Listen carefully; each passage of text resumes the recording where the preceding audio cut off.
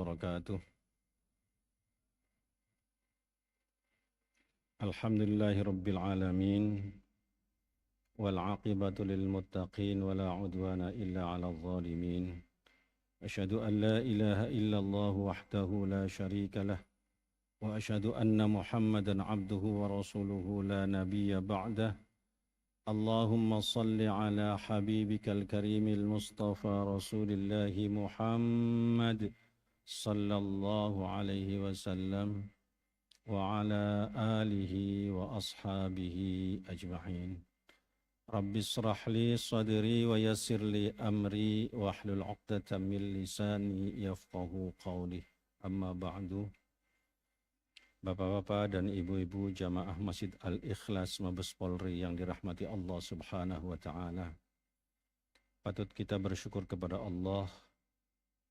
Siang hari ini kita masih dikasih kesempatan oleh Allah untuk bernafas secara gratis, untuk menghirup udara segar yang bebas diberikan oleh Allah Subhanahu wa taala. Sementara saudara-saudara kita, secara kebetulan kemarin saya baru saja nengok kawan saya di rumah sakit holistik namanya. Rumah sakit holistik itu di Purwakarta. Rumah sakit yang menangani pasien secara keseluruhan dari berbagai sisi. Tapi meninggal juga gitu. Kita menyaksikan betapa saudara-saudara kita yang di rumah sakit itu berbagai macam penyakit. Pertama kali masuk saya menyaksikan orang yang tidak bisa ngangkat gelas. Lagi di terapi, ngangkat gelas saja nggak bisa dan hidupnya menjadi sengsara. Masya Allah. Lah kita jangankan ngangkat gelas, ngangkat meja yang berat aja masih sanggup kita. Artinya betapa harga kesehatan sangat berarti bagi kita. Mumpung kita sehat, maka manfaatkan untuk kegiatan-kegiatan yang betul-betul memberi nilai faedah bagi kita, bagi agama, dan bahkan bagi masyarakat lingkungan kita. Orang yang sakit ini permintaannya hanya satu, Pak. Satu permintaan. Sehat. Minta sehat. Tapi kalau kita orang yang sehat, permintaannya apa? Banyak sekali, macam-macam permintaan. Karena itu kesempatan sehat inilah banyak minta kepada Allah dan jaga kesehatannya. Sekali lagi bersyukur kepada Allah bahwa kita dikasih kesehatan, bisa bernafas dengan lega, gratis diberikan oleh Allah Subhanahu wa taala.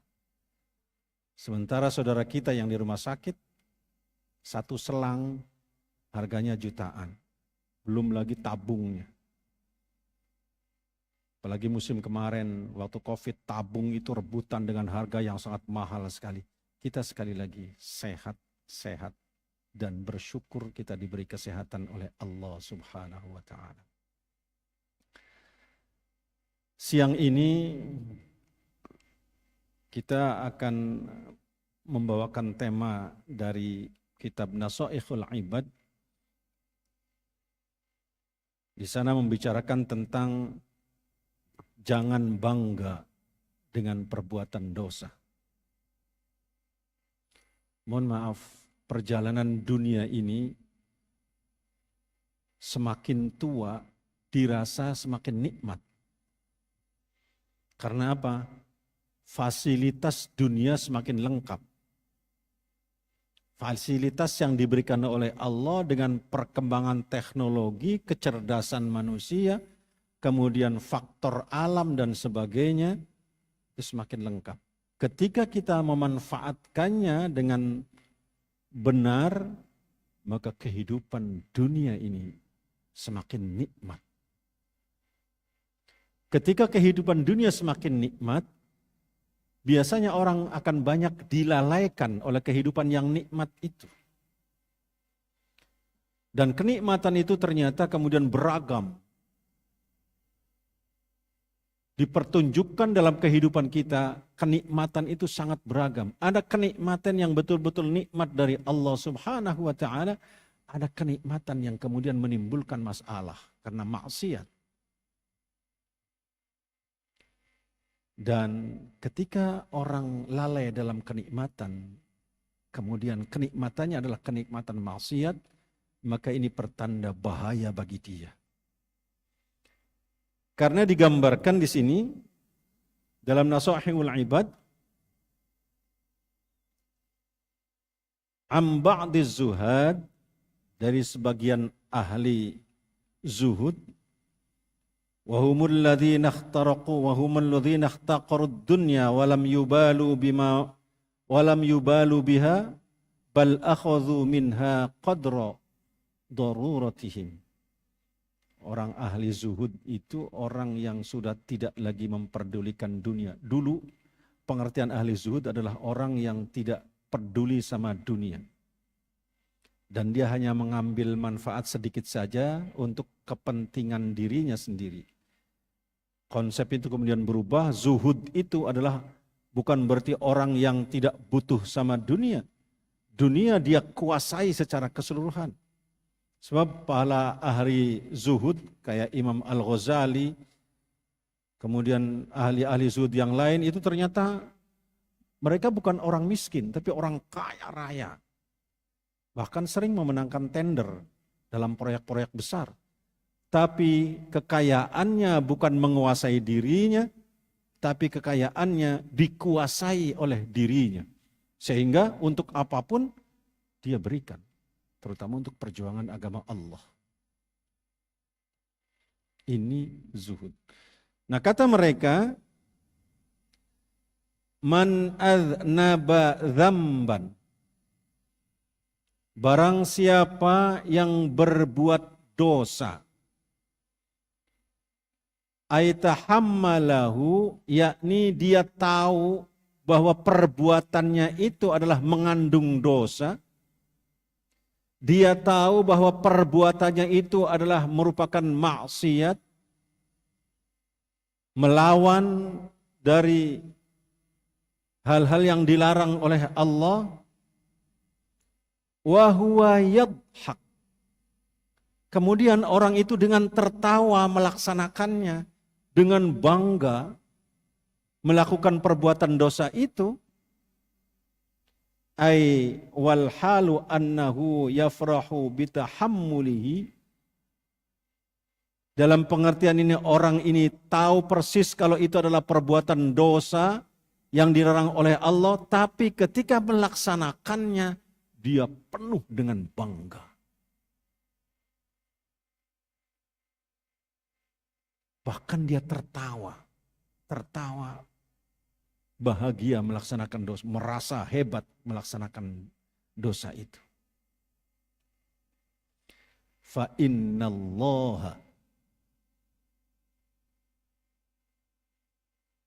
yudkhiluhun nar wa huwa yubki, maka Allah akan memasukkan orang ini ke dalam neraka dalam keadaan menjerit, betul-betul dia menangis sejadi-jadinya. Kenapa? Li'anna haqqahu ayyandama wa yastaghfirullahu ta'ala lidzalik. Harusnya orang yang berdosa, orang yang melakukan perbuatan dosa tadi, dia menyesali perbuatannya, kemudian menyadari bahwa itu adalah perbuatan dosa, dan kemudian mohon ampun kepada Allah Subhanahu wa ta'ala agar dosanya tadi dihapuskan oleh Allah. Tapi ada orang yang bangga dengan dosa. Kita sering mungkin menyaksikan orang yang bangga dengan dosa, bahkan dia cerita tentang perbuatan dosanya, dan ketika cerita itu diikuti dengan kebanggaannya, diikuti dengan kesombongannya. Orang yang seperti ini, kata Rasulullah, digambarkan oleh Rasulullah, kullu ummati mu'afan, kata Rasulullah. Seluruh umatku, kata Rasulullah, akan diampuni dosanya oleh Allah Subhanahu wa taala illal mujahirin, kecuali orang-orang mujaharah. Mujaharah itu orang yang terang-terangan berbuat dosa dan kemudian dia sambil tertawa bangga dengan perbuatan dosanya. Dia tidak bisa diampuni oleh Allah. Digambarkan keterangannya di sini, wa innal mujaharati, yang dimaksud dengan mujaharah, ayya'malar rajulu bil-laili amalan, di malam hari dia melakukan perbuatan dosa, thumma yusbiha wa qad satarahullahu alaih, dan di pagi harinya perbuatan dosanya tadi, aib perbuatan dosanya itu ditutup oleh Allah Subhanahu wa taala, aibnya. Ini maha kasih sayang Allah. Bisa saja di malam hari itu ketika kita melaksanakan perbuatan dosa, ada orang lain yang melihat. Melihatnya orang itu karena didorong oleh Allah Subhanahu wa taala. Tapi malam itu tidak ada satupun yang mengetahui atas perbuatan dosa kita. Dan pagi harinya, aib perbuatan dosa itu ditutup oleh Allah Subhanahu wa taala. Tapi fayaqulu, kemudian orang itu bercerita kepada temannya. Ya fulan, wahai temanku. Pak Muloh diceritain, yang lain diceritain. Amiltul barihah kadza wa kadza. Tadi malam, saya menemukan minuman yang baru, mereknya baru datang dari luar negeri. Wah, begitu diminum, kita betul-betul membayangkan fly, bermacam-macam, dan dengan bangga. Wah, dia begitu bangganya, begitu senangnya bercerita tentang dosa. Apalagi kemudian bercerita didampingi dengan seorang perempuan. Diceritakan tentang perempuannya seperti apa. Dan kemudian bercerita seperti itu, dia bangga. Orang-orang seperti ini, kata Rasulullah, tidak bisa diampuni oleh Allah Subhanahu wa ta'ala. Tidak bisa dimaafkan. Kalau demikian, ketika kita kembali kepada pelajaran yang lalu, berarti sudah ada 3 perbuatan dosa yang tidak bisa diampuni oleh Allah. Pertama, syirik. Syirik tidak bisa diampuni oleh Allah dosanya. Yang kedua, dosa sebab sombong. Pertemuan yang lalu kita bahas ada 2 dosa. Dosa sebab sombong dan dosa sebab nafsu. Dosa sebab sombong seperti dilaksanakan oleh syaitan, itu tidak bisa diampuni oleh Allah. Tapi dosa sebab nafsu, dorongan, seperti yang dilaksanakan oleh Nabiullah Adam alaihissalam, kemungkinan besar untuk bisa dimaafkan. Sekarang hari ini bertambah lagi ada dosa yang tidak bisa diampuni. Yang dilaksanakannya, dilakukannya dengan penuh bangga. Diceritakan dosa itu dengan bangga. Padahal Allah sudah menutup aib dosa itu. Lah kalau Allah sudah menutup, ya nggak usah diceritakan. Nggak ada orang tahu. Kita berbuat dosa nggak ada orang tahu. Malah kita bercerita. Ini betapa dosa yang ada dalam perbuatan maksiat seperti ini. Pertama, berbuat dosanya sudah maksiat. Yang kedua, Allah sudah menutupi, tapi dia buka. Berarti membuka aib yang telah ditutup oleh Allah. Melawan kasih sayang Allah. Double dosanya. Maka kata Rasulullah, seluruh umatku akan diampuni, dimaafkan oleh Allah, illal mujahirin, kecuali orang yang suka bercerita tentang perbuatan dosanya dan ceritanya itu penuh dengan kebanggaan. Sebab bisa jadi Pak, Kalau kita bercerita tentang dosa, kemudian setan mendorong kita, dan kemudian setan juga ikut menggoda orang yang mendengarkan cerita kita tentang dosa itu. Kemudian dia betul-betul tergoda, dia termakan oleh cerita kita, kemudian bisa juga termakan oleh setan, mau mengikuti perbuatan yang kita ceritakan itu, maka double dosa kita. Dan dosanya terus. Ketika dia tetap melaksanakan dosa yang kita ceritakan, maka kita pun akan mendapatkan dosa dari apa yang orang lain lakukan karena cerita kita. Betapa bahayanya cerita tentang dosa. Kenapa? Karena digambarkan di sini, harusnya dia bukan bercerita tentang dosa itu, tapi haknya dia itu adalah menyesal atas perbuatannya dan kemudian beristighfar, mohon ampun kepada Allah. Masya Allah, miris kita. Karena itu kalau ada orang bercerita tentang dosa, cegah. Jangan sampai dia berkelanjutan berceritanya. Sudahlah, jangan kau cerita itu. Hentikan cerita itu.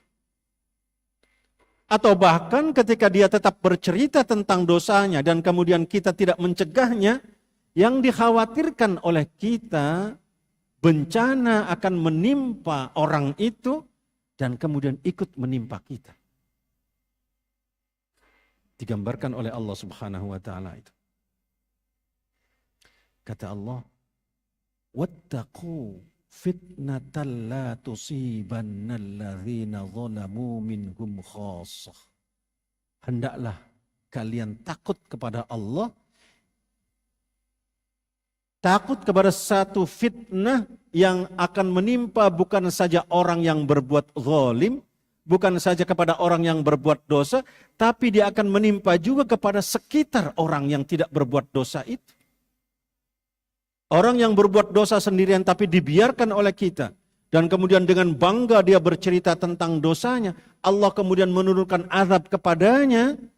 Azab itu ternyata menimpanya bukan hanya kepada dia, tapi juga kepada orang di sekelilingnya. Orang di sekelilingnya itu padahal bukan orang yang berdosa, tapi diam atas dosa orang lain, akan terkena azab. Takutlah kata Allah pada satu fitnah yang akan menimpa satu kaum yang bukan saja menimpa kepada orang-orang yang zalim, tapi juga kepada orang yang tidak zalim. Orang-orang yang tidak berdosa akan terkena karena diamnya orang tadi.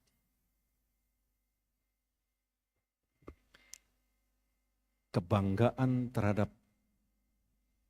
dosa itu dulu Ebit GAD itu pernah menyanyikan kalau salah.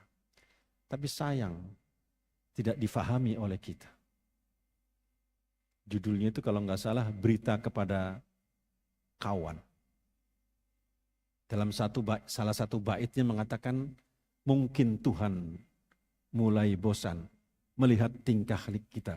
Karena selalu salah, terusannya, selalu salah dan bangga dengan dosa-dosa. Lagu itu dibuat ketika berbagai macam bencana menimpa bangsa kita. Ebit kemudian mengeluarkan lagunya. Bisa jadi Allah sudah bosan dengan tingkah laku kita karena perbuatan dosa. Kita bangga-banggakan perbuatan dosa itu. Hati-hati kata Rasulullah. Hati-hati. Jangan sampai kita bercerita tentang dosa kita. Kalau kita berbuat dosa dan kemudian tidak ada orang lain yang tahu sama sekali, itu berarti Allah menutup aib kita. Segera kita mohon ampun kepada Allah. Beristighfar kepada Allah. Menyesali perbuatan itu. Jangan kemudian malah kita bercerita tentang dosa itu. Sama dengan kesombongan, keangkuhan yang dilakukan oleh syaitan. Karena kita termasuk kawan-kawannya syaitan, orang-orang yang berdosa ini. Sekali lagi Rasulullah mengatakan, kata Rasulullah, seluruh umatku akan diampuni oleh Allah kecuali fajir. Fajir adalah kecuali al-muhajir. Fajir orang yang berdosa, al-muhajir, al-mujahir. Al-mujahir adalah orang yang senang bercerita tentang dosanya dan bangga menceritakannya itu. Harusnya kita malu, punya dosa itu malu, ditutupi itu aib. Karena apa? Dosa itu beban bagi kita. Orang yang banyak dosa, maka hatinya akan semakin keruh, tertutup hatinya dari dosa-dosanya itu sehingga sinar hidayah susah untuk masuk. Ibarat cermin, ketika banyak debu, banyak kotoran, kemudian cermin itu kita senter, maka dia sinar cahaya itu tidak akan tembus di balik cermin itu.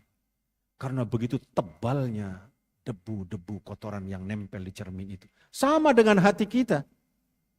Kalau hati kita banyak dosa, apalagi kita bangga dengan dosa itu dan kemudian bercerita dengan kebanggaannya, semakin tebal kotoran-kotoran dosa itu di hati kita, maka semakin sulit sinar hidayah, sulit sinar ilmu masuk ke dalam hati kita.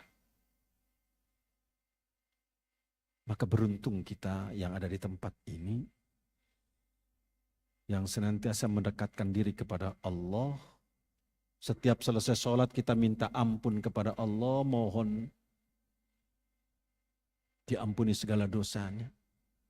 Bahkan ada salah satu doa, yang doa itu khusus minta ditutup aib kita.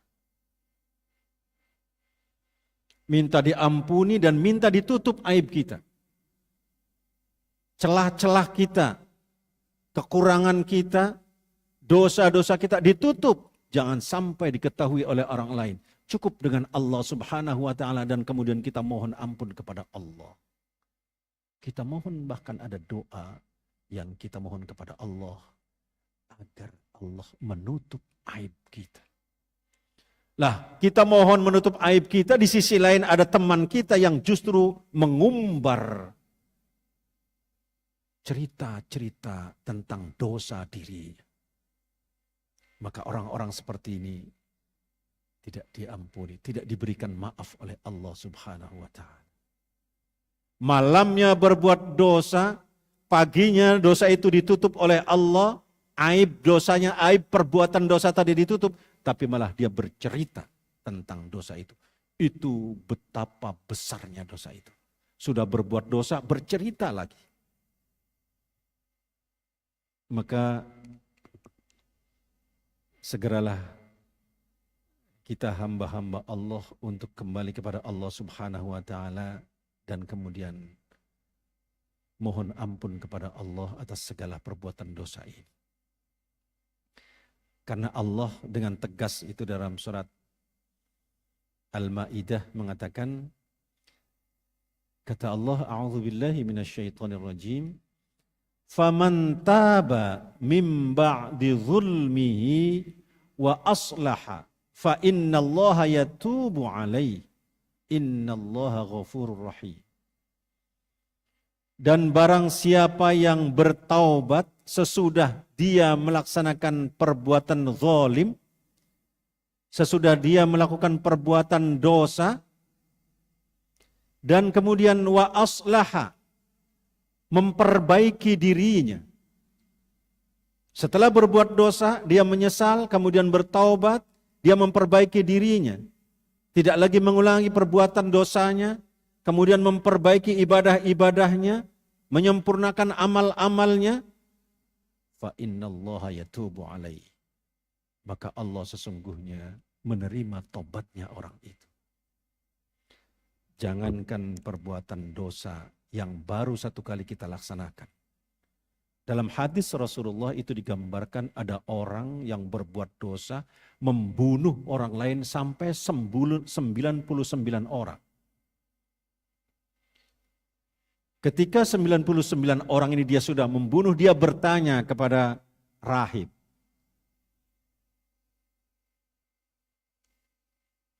Dia bercerita, saya sudah membunuh orang 99. Apakah dosa saya bisa diampuni? Rahib tadi menjawab, dosamu terlalu besar, maka tidak mungkin diampuni oleh Allah. Akhirnya orang tadi membunuh rahib itu.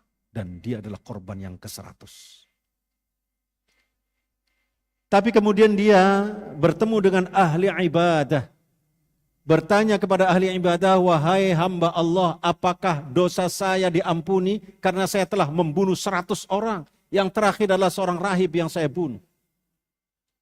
Maka dia mengatakan, pintu taubat terbuka lebar untukmu dan Allah Maha Pengasih dan Penyayang. Syaratnya satu, kata ahli ibadahnya, syaratnya satu. Kamu tinggalkan kampung itu, bergeraklah kamu menuju satu kampung yang ada di sana, temui orang alim yang ada di sana, dan Anda bertaubatlah di hadapan orang alim itu, di kampung itu. Orang ini berjalan menuju kampung yang ditunjukkan oleh orang alim. Ternyata di tengah-tengah jalan belum sampai ke kampung itu, dia meninggal dunia. Belum sempat bertobat sampai di kampung tersebut. Akhirnya malaikat penyiksa itu menarik orang tadi untuk dibawa ke neraka. Tapi datang malaikat rahmat, menarik juga, kata malaikat rahmat, ini jangan dimasukkan ke dalam neraka. Enggak bisa, ini adalah orang yang senantiasa berbuat dosa, kata malaikat laknat. Dua malaikat ini saling tarik-menarik dua orang tadi. Kemudian datang malaikat yang ketiga. Diukur saja jaraknya. Di mana dia tempat mendapatkan bimbingan petunjuk tadi. Menuju satu tempat ke arah yang akan dia tuju. Dengan tempat meninggalnya itu jaraknya lebih jauh mana? Ternyata begitu diukur jaraknya adalah lebih jauh dari dia meninggal dengan tempat asalnya dibanding di mana dia meninggal dengan tempat tujuannya. Tempat tujuannya berarti sudah dekat. Dan Allah kemudian mengampuni dosanya. Dalam hadis Rasulullah digambarkan betapa sebesar apapun dosa bisa diampuni. Asal jangan bangga dengan dosa, jangan bercerita dengan penuh kebanggaan pada dosa itu. Tapi dia menyesali dan ingin bertaubat, minta ampun kepada Allah. Dosa kecil yang kita bangga-banggakan dosa itu akan menjadi besar dan susah diampuni. Susah diampuni. Karena itu sekali lagi jamaah sekalian, sebesar apapun dosa Allah akan mengampuni. Tapi jangan pernah bangga dengan dosa. Sekecil apapun dosa yang kita lakukan, segeralah kita bertobat, mohon ampun. Dosa yang kecil kita beristighfar kepada Allah. Perbanyaklah istighfar. Istighfar kepada Allah. Dosa besar kita bertobat untuk tidak mengulang kembali atas dosa-dosa itu. Kita kadang enggak terasa Pak berbuat dosa. Dosa-dosa yang kecil kadang kita enggak terasa. Jika itu dibiarkan akan menumpuk menjadi besar. Maka sering-seringlah beristighfar, mohon ampun kepada Allah. Setelah selesai sholat, jangan assalamualaikum, lantas jalan. Itu doanya berubah nantinya itu. Maksudnya Allahumma antas salam, berubah Allahumma lantas jalan. Katanya. Jangan sampai kemudian. Lakukan istighfar. Kenapa? Setelah sholat kita beristighfar, bisa jadi sholat kita lalai. Pikiran kita kemana-mana ketika kita sedang sholat. Dan justru biasanya ketika kita sholat, bahkan pikiran kita justru berkembang. Karena setan menggoda kita. Saat mau sholat kita kehilangan kunci motor. Mana kunci motor? Gelabakan kita kesana kemari. Begitu sholat ingat langsung, waduh di tempat wudhu saya naruh kunci motor. Itu rasanya kita ingin segera saja sholat selesai. Begitu assalamualaikum, langsung lari. Jangan sampai istighfar dulu. Karena bisa jadi sholat kita lah. Jangan sampai kemudian kita malah berbuat dosa. Dosa yang kecil saat kita tidak minta ampun kepada Allah akan menjadi besar. Dan ketika kita bangga dengan dosa-dosa kita, maka dosa itu, kata Rasulullah, tidak bisa diampuni. Seluruh dosa bisa diampuni, kata Rasulullah, kecuali mujahir. Orang yang bangga bercerita dengan perbuatan dosanya. Maka hindari semua itu, sehingga kita ada dalam ampunan Allah Subhanahu wa Ta'ala. Semoga Allah Subhanahu wa Ta'ala senantiasa membimbing kita semua untuk menghindari segala perbuatan dosa sekecil apapun. Dan jika kita betul-betul merasa telah berbuat dosa, segera kita minta ampun kepada Allah Subhanahu wa Ta'ala, supaya dalam kehidupan kita, nafas kita, yang kita tidak tahu kapan akan berhenti nafas itu. Kita juga tidak tahu kapan akan meninggal dan di mana kita meninggal.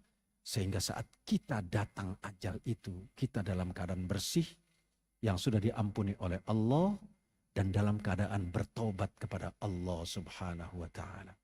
Semoga hidayah Allah senantiasa menyertai kita semua. Barakallahu li wa lakum fil Qur'anil azim wa nafa'ani wa iyyakum bima fihi minal ayati wa dzikril hakim wa taqabbala minni wa minkum tilawatahu innahu huwal ghafurur rahim. Terima kasih, wallahul muwafiq ila aqwamit thariq. Wassalamualaikum warahmatullahi wabarakatuh.